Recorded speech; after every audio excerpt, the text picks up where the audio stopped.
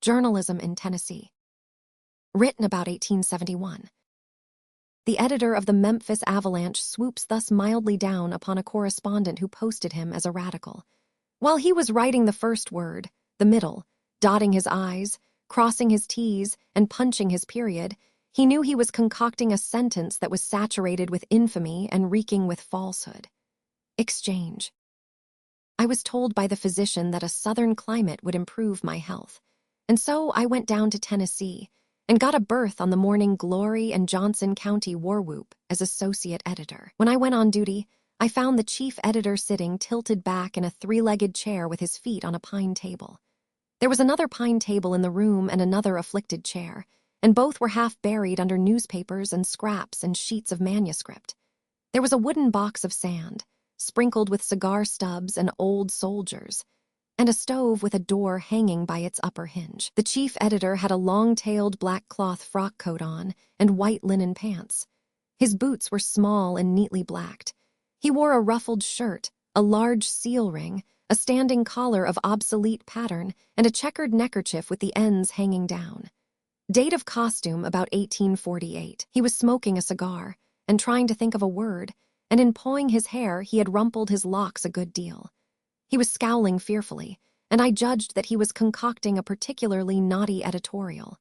He told me to take the exchanges and skim through them and write up the spirit of the Tennessee press, condensing into the article all of their contents that seemed of interest. I wrote as follows. Spirit of the Tennessee press. The editors of the semi-weekly Earthquake evidently labor under a misapprehension with regard to the Ballyhack Railroad.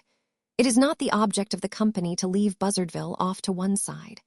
On the contrary, they consider it one of the most important points along the line and consequently can have no desire to slight it. The gentlemen of the Earthquake will, of course, take pleasure in making the correction. John W. Blossom, Esquire, the able editor of the Higginsville Thunderbolt and Battle Cry of Freedom, arrived in the city yesterday. He is stopping at the Van Buren House. We observe that our contemporary of the Mud Springs Morning Howl has fallen into the error of supposing that the election of Van Werter is not an established fact, but he will have discovered his mistake before this reminder reaches him, no doubt. He was doubtless misled by incomplete election returns.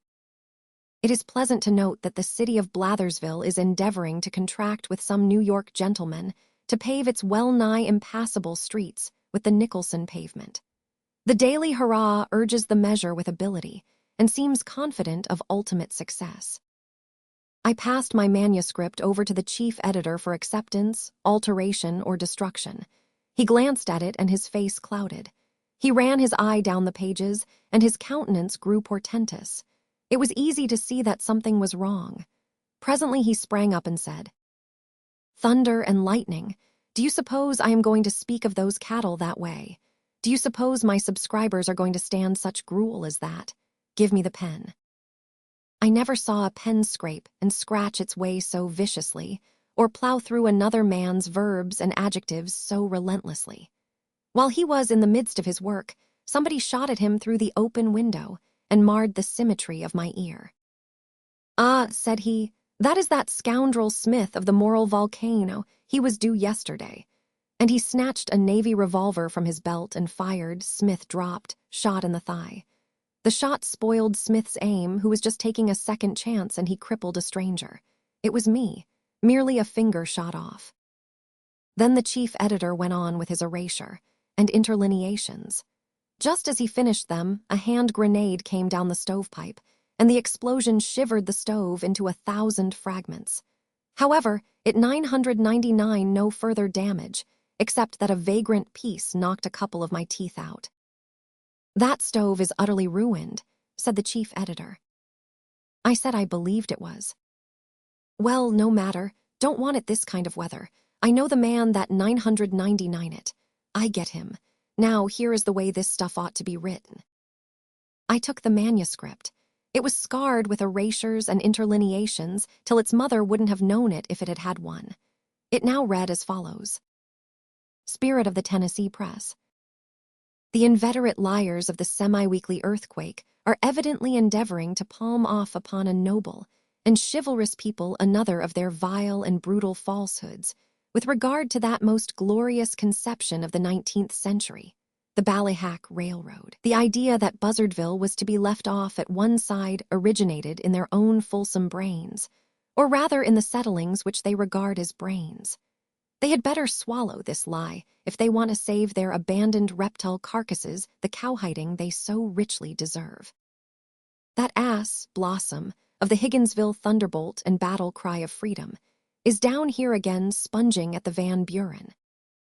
We observe that the besotted blackguard of the Mud Springs Morning Howl is giving out, with his usual propensity for lying, that Van Werter is not elected. The heaven-born mission of journalism is to disseminate truth, to eradicate error, to educate, refine, and elevate the tone of public morals and manners, and make all men more gentle, more virtuous, more charitable, and in all ways better and holier and happier. And yet this black-hearted scoundrel degrades his great office persistently to the dissemination of falsehood, calumny, vituperation, and vulgarity. Blathersville wants a Nicholson pavement. It wants a jail and a poorhouse more. The idea of a pavement in a one-horse town composed of 2 gin mills, a blacksmith shop, and that mustard plaster of a newspaper, the Daily Hurrah. The crawling insect, Buckner, who edits the Hurrah, is braying about his business with his customary imbecility and imagining that he is talking sense. Now that is the way to write, peppery, and to the point. Mush-and-milk journalism gives me the fantods. About this time, a brick came through the window with a splintering crash and gave me a considerable of a jolt in the back. I moved out of range. I began to feel in the way. The chief said, "That was the colonel, likely. I've been expecting him for 2 days. He will be up now right away." He was correct. The colonel appeared in the door a moment afterward with a dragoon revolver in his hand. He said, "Sir, have I the honor of addressing the poltroon who edits this mangy sheet?"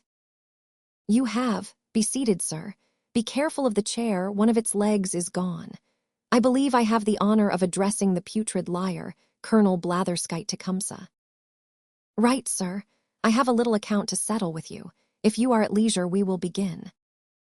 I have an article on the encouraging progress of moral and intellectual development in America to finish, but there is no hurry. Begin." Both pistols rang out their fierce clamor at the same instant. The chief lost a lock of his hair, and the colonel's bullet ended its career in the fleshy part of my thigh. The colonel's left shoulder was clipped a little. They fired again. Both missed their men this time, but I got my share, a shot in the arm. At the third fire, both gentlemen were wounded slightly, and I had a knuckle chipped. I then said, I believed I would go out and take a walk, as this was a private matter, and I had a delicacy about participating in it further. But both gentlemen begged me to keep my seat and assured me that I was not in the way. They then talked about the elections and the crops while they reloaded, and I fell to tying up my wounds. But presently they opened fire again with animation, and every shot took effect. But it is proper to remark that 5 out of the 6 fell to my share. The 6th one mortally wounded the colonel, who remarked with fine humor that he would have to say good morning now, as he had business uptown. He then inquired the way to the undertaker's and left. The chief turned to me and said, "I am expecting company to dinner and shall have to get ready. It will be a favor to me if you will read proof and attend to the customers." I winced a little at the idea of attending to the customers, but I was too bewildered by the fusillade that was still ringing in my ears to think of anything to say. He continued, "Jones will be here at 3, cowhide him. Gillespie will call earlier, perhaps, throw him out of the window. Ferguson will be along about 4, kill him. That is all for today, I believe. If you have any odd time, you may write a blistering article on the police. Give the chief inspector rats. The cowhides are under the table, weapons in the drawer, ammunition there in the corner, lint and bandages up there in the pigeonholes. In case of accident, go to Lancet, the surgeon, downstairs. He advertises, we take it out in trade." He was gone. I shuddered. At the end of the next 3 hours, I had been through perils so awful that all peace of mind and all cheerfulness were gone from me. Gillespie had called and thrown me out of the window. Jones arrived promptly, and when I got ready to do the cowhiding, he took the job off my hands. In an encounter with a stranger, not in the bill of fare, I had lost my scalp. Another stranger, by the name of Thompson, left me a mere wreck and ruin of chaotic rags. And at last, at bay in the corner, and beset by an infuriated mob of editors, blacklegs, politicians, and desperadoes, who raved and swore and flourished their weapons about my head till the air shimmered with glancing flashes of steel. I was in the act of resigning my berth on the paper when the chief arrived, and with him, a rabble of charmed and enthusiastic friends. Then ensued a scene of riot and carnage such as no human pen, or steel one either, could describe. People were shot, probed, dismembered, blown up, thrown out of the window. There was a brief tornado of murky blasphemy, with a confused and frantic war dance glimmering through it, and then all was over. In 5 minutes there was silence, and the gory chief and I sat alone and surveyed the sanguinary ruin that strewed the floor around us. He said, "You 100 like this place when you get used to it." I said, "I 100 have to get you to excuse me. I think maybe I might write to suit you after a while, as soon as I had had some practice and learned the language I am confident I could. But to speak the plain truth, that sort of energy of expression has its inconveniences, and a man is liable to interruption. You see that yourself. Vigorous writing is calculated to elevate the public, no doubt, but then I do not like to attract so much attention as it calls forth. I can't write with comfort when I am interrupted so much as I have been today. I like this berth well enough, but I don't like to be left here to wait on the customers. The experiences are novel, I grant you, and entertaining too, after a fashion, but they are not judiciously distributed. A gentleman shoots at you through the window and cripples me. A bombshell comes down the stovepipe for your gratification and sends the stove door down my throat. A friend drops in to swap compliments with you and freckles me with bullet holes till my skin won't hold my principles. You go to dinner, and Jones comes with his cowhide. Gillespie throws me out of the window. Thompson tears all my clothes off, and an entire stranger takes my scalp with the easy freedom of an old acquaintance. And in less than 5 minutes all the blackguards in the country arrive in their war paint and proceed to scare the rest of me to death with their tomahawks. Take it all together, I never had such a spirited time in all my life as I have had today. No, I like you, and I like your calm, unruffled way of explaining things to the customers, but you see I am not used to it. The Southern heart is too impulsive. Southern hospitality is too lavish with the stranger. The paragraphs which I have written today, and into whose cold sentences your masterly hand has infused the fervent spirit of Tennessean journalism, will wake up another nest of hornets. All that mob of editors will come, and they will come hungry, too, and want somebody for breakfast. I shall have to bid you adieu. I decline to be present at these festivities. I came south for my health. I will go back on the same errand, and suddenly. Tennessean journalism is too stirring for me. After which we parted with mutual regret, and I took apartments at the hospital.